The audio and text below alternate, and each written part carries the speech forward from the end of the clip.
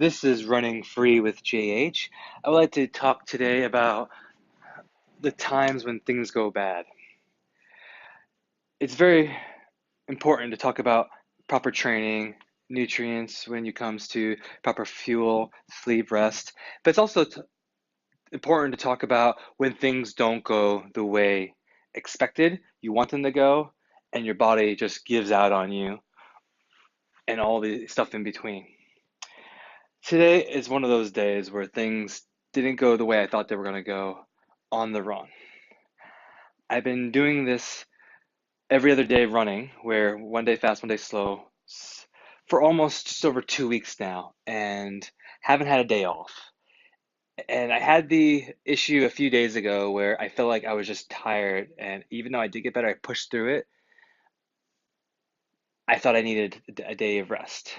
The next day, I took an easy day, and then the day after that, I came back strong and I pushed through. Today is another example of trying to push through a fast day when you're running your tempo run and you're trying to go faster than before.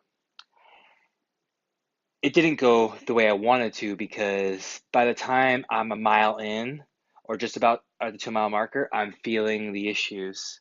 And when I say issues, I'm talking about the intensity feels really intense.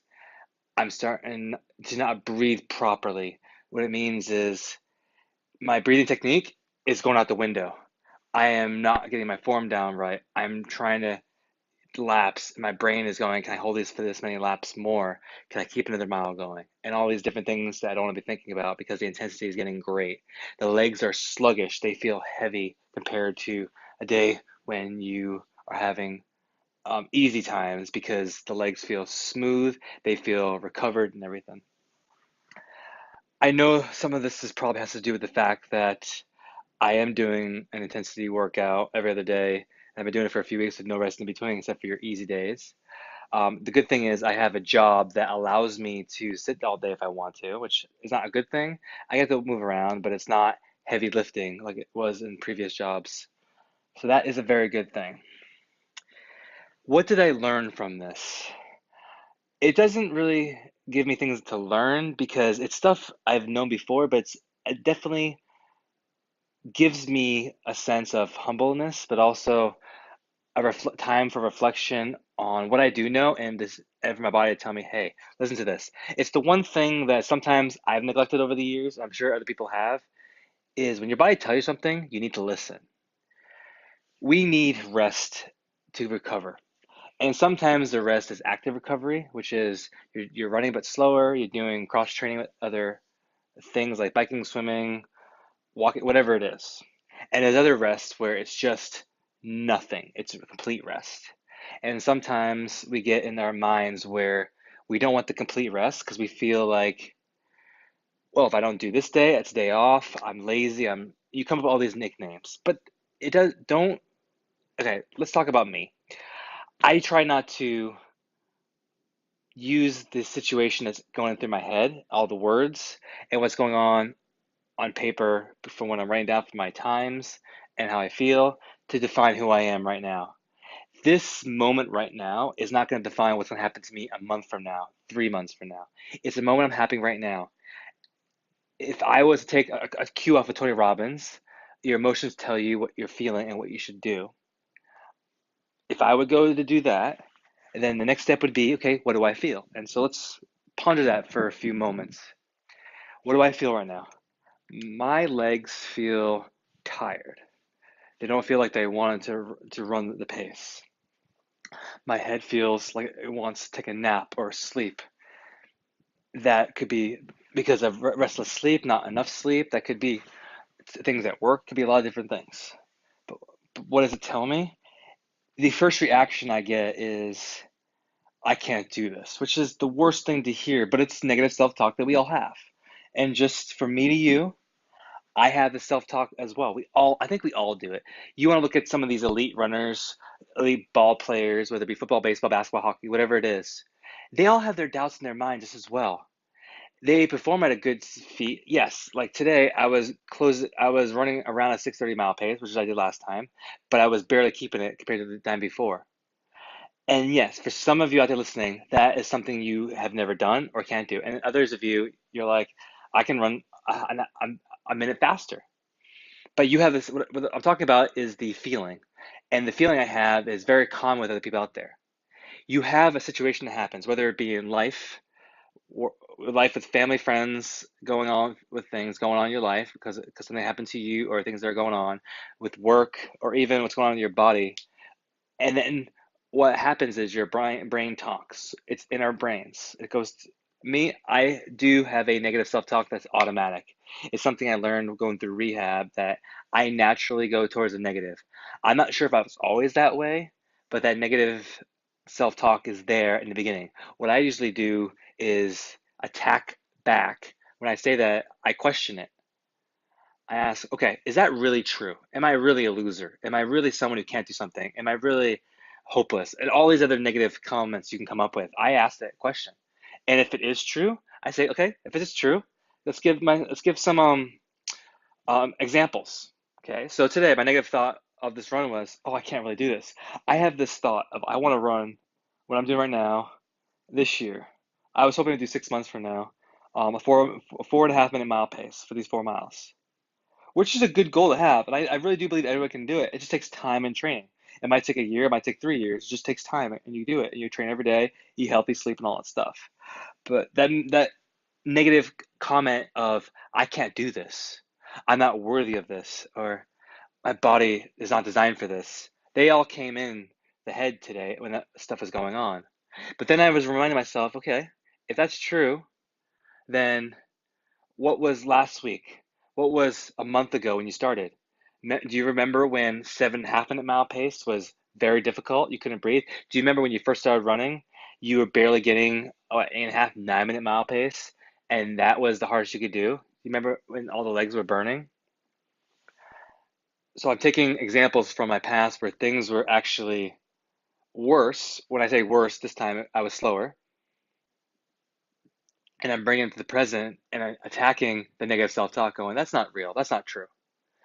And I go through that process, and that's what I've been doing. Go through that process. That's what I've been doing the past hour since I stopped the run. I had this run happen this morning. So what I did was, 2 miles in, I'm about 1 second faster than yesterday, than 2 days ago, when I was able to get 25 minutes and 58 seconds for my 4 mile.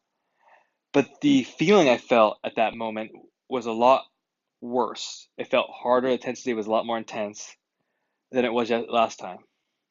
The legs weren't moving as much. I was trying to push a pace.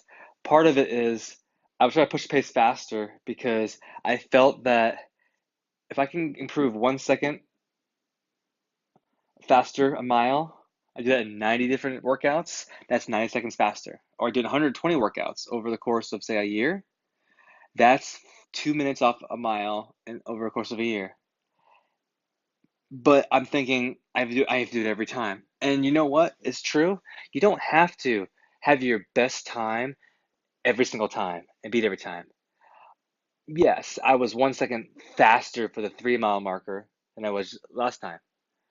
If I kept going for the 4 mile marker, would have I been able to keep it up? Oh, excuse me. I was 1 second faster for the 2 mile marker than I was last time. If I would hold the 2 miles, could I have finished? I might have gotten slower. I was getting slower. I could feel myself slowing down. I was going, I kept trying to push the intensity up.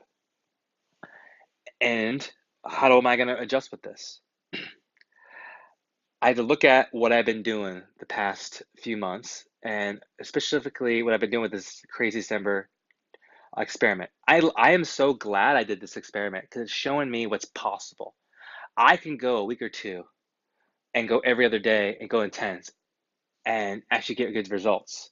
The issue I've been neglecting or didn't realize when, remember, I don't know, remember if you've been listening to the past couple weekend reviews about the runs, I've had to go from 30 minutes, which is 4.5 miles, to 4 miles, barely making it, and now still barely making the 4 miles. I've dropped down the amount of time on the run, 30 minutes down to like 26, and the amount of mileage down. So I've been compensating for the intensity increasing because I'm trying to go faster and faster. So I'm starting off faster and finishing faster. Normally, or what I have done in the past is I've started off at one pace And by the end of the run, I'm about maybe 5 or 10 seconds faster per mile, right? And then if you get too much, you're dropping too much for negative splits. I want to go back to the first run for the first mile. I go, okay, let's start it off a little faster, and let's get that intensity. So we bring the whole run down. So just start, because you don't want to start 8 minute mile pace and do 8 8 8 and do it forever, because eventually you're going to be sprinting the last mile, and you're going to get to the point where you have 8 minutes to the first 3 miles, and then the last mile you're at 7 minutes or 7:30. You're not getting as much benefit out of it. You want a good, more of aerobic activity, so you want to start get going faster sooner, and that could be a 2 mile marker or 1 mile marker. But eventually, if you do 8 minute miles and then you have three 7.5 minute miles, you want to take that 8 minute mile in the first, maybe drop it down to a 7:20, a 7:15, or whatever works, and try to keep that sustained throughout the whole run. Now you brought your whole level of fast running down all across all miles. That's what I neglected. I was compensating for starting faster every single time on the first mile by not finishing as long by miles and time on the legs to complete those miles. That was something I neglected and I compensated for, and I might have realized it, but I didn't put it out there. So now it's out there. So this is where I'm going to start adjusting. Like I said, you have the negative thoughts, but they don't define you. This is not going to define me because right now it's December of 2018. Before you know it, it's going to be July 2019. This moment right now is happening, but in 6 months from now, is it really going to matter? No, you're going to, I'm going to be better. I'm going to be in the 6 minute mile, into the 5 minute mile paces, but I have to adjust right now to get there. And what I'm going to do is I'm going to scale back just a little bit, maybe a second or two or three, depending on what I need right in the first few miles. Remember, I'm running on an indoor track right now because of where I live in Nevada. So I have to run 6.66 laps and a quarter, which is 6.25 laps. Because I have to take a lap and put it in the quarters to make it a whole, and 6.25 laps equals 1 mile. And so right now, today I was trying to hold a 1 minute and 102 one, 1 minute 2 seconds and just under a 40 milliseconds, 20 milliseconds. I was trying to keep closer to the low 102 seconds, not into the 101 where it's under a minute and 2 seconds, but just above 102. But you're definitely under the 103 seconds per lap. When you add that all up, those milliseconds with the seconds, it's around 6:30, 6:32 and everything. I think what I need to do is stay closer above to the 3 minute, try to stay under it, maybe no matter what it is. If it's 10 milliseconds under it, keep under it and do that for the first mile and see where the body's at when I start mile two. And I got to bring up, and so if I feel good, ready to go, I can drop then because you can do very fast at 2 miles and go, maybe hold it for three. But when you're trying to hold for 4 or 5 intensity, it gets very difficult and it's hard, but that's something you have to adjust. What I'm going to do now going forward is slow my first mile, like I said, and then see how I feel and adjust. What I might start doing for the next, to finish out this, I'm still going to finish out this challenge. I'm still debating whether I want to take tomorrow off or not. That's something I'll give you more feedback on when we can review at the end of the week. I might not take it off and just do an easy run and just when I come back in 2 days from now to the fast, I might just readjust, or I might take it off completely and say, you know what, that's what my body needed, and that's totally okay.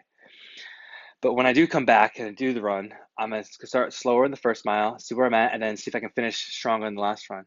What I'm gonna try to start doing is have the first mile around 103 and have the last mile around 1 minute or 150 or 59 seconds. And when it gets to the point, it drops a lot. Because what happened was when I was doing the back-to-back run days, which is fast, when I first started running back in September, I would do fast day and the next day do fast day again. I would start out my run at a certain pace, say it was a 8 mile pace, and I would drop it down almost 20 seconds per mile by the time I get to the last mile. And that's when I started adjusting. Okay, let's adjust to the beginning miles and bring that down. That's a good strategy. It's a strategy that no one I don't really talk about, that I haven't talked about, but it's a good strategy. So that's my adjustment going forward on this run and this challenge. I think it's a good adjustment, but the main takeaway I have today is to remind myself that when I do have the bad days, it's okay. Let's use the body and ask the question, what is my body telling me? What's my brain telling me? If my body's telling me one thing, is my brain interpreting it right? Is my emotions that are coming with it, my feelings, are they matching my body's telling me? Is my brain telling me a lie? The negative self-talk is a lie, because it's not true that I am not worth it. I am not worthy. I am not this. I'm not that. Whatever. Name your poison word to use. It's not true. Because if it was true, could you have come all those months before? No, it's not true at all. So we have to adjust that and act accordingly and attack those negative self-talk. And that's what the main takeaway for me is on this reflection day I'm having right now. I think it's very important. When I first started this podcast, I wanted to bring you into my world, and maybe one day when I do accomplish what I want to accomplish, you guys can all look back on these and hear the times when things weren't going so good.